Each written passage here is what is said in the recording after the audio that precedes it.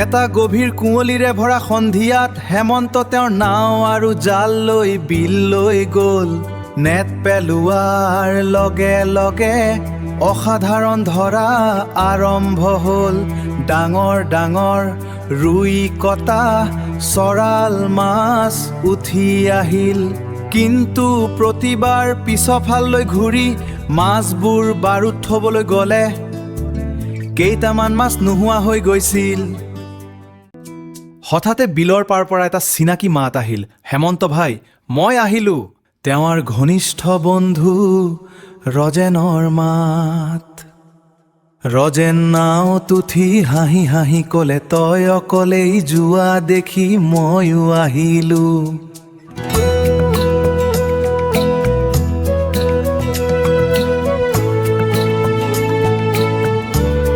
আজি ধৰা বৰ ভাল হ'ব। দুজনে মিলি মাছ ধৰিলে। ৰজেনে অত্যন্ত শক্তিৰে নাও বাৱাইছিল, হাঁহি ধেমালি কৰি আছিল। কিন্তু হেমন্তই কিছুমান অদ্ভুত কথা লক্ষ্য কৰিলে। ৰজেনে এখুৱা নকৰিলে। তেওঁৰ ভৰি নাওৰ তলত সঠিককৈ নোহোৱা যেন লাগিল।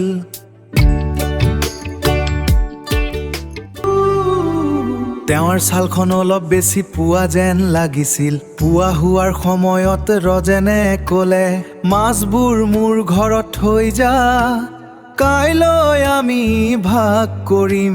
হেমন্তই মানি ল'লে আৰু ঘৰলৈ উভতি গ'ল। পিছদিনা গাঁৱত হুলস্থুল পৰিল। ৰজেনৰ ঘৰত কান্দোন।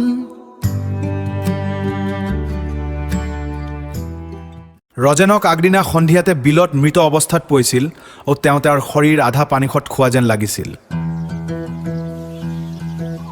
হেমন্তৰ শৰীৰত শিহৰণ উঠিল।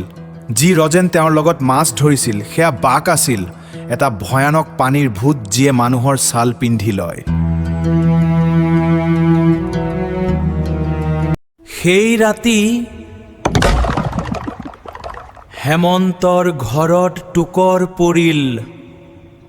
তেওঁৰ মৃত মাকৰ মাতেৰে কোৱা হ'ল, হেমন্ত, দুৱাৰ খুলি দে, মই আহিছোঁ। হেমন্তই ভয়ত কঁপি কঁপি পিতৰাইৰ পৰা পুৰণি মাছ ধনত পেলাই শুকান মৰিচ ধৰা জাল, শুকান মৰিচ লৈ দুৱাৰত ওলমাই দিলে। বাহিৰত এটা ভয়ানক গুৰু গুৰু শব্দ হ'ল। পচা মাছৰ দুৰ্গন্ধে গোটেই ঘৰ ভৰাই দিলে। দুৱাৰৰ বাহিৰত কিবা এটা বহুতক্ষণ ঘূৰি ফুৰিলে, কিন্তু জাল দেখি সি সোমাব নোৱাৰিলে। বাঘ কি? বাঘ কি? বাঘ এটা আকৃতি পৰিৱৰ্তন কৰা পানীৰ দানৱ।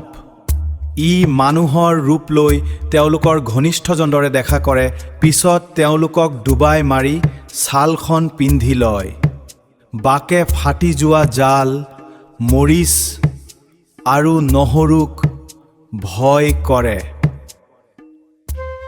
আজি ৰাতিও নৈৰ পাৰত গুণগুণনি, সোঁৱৰণীয়ে কঢ়িয়াই পুৰণি সাধু। ফটা জালখন লগত ৰাখিবি, হেমন্তৰ দৰে ভুল নকৰিবি, বাঘ আজিও বলিয়া হৈ আছে।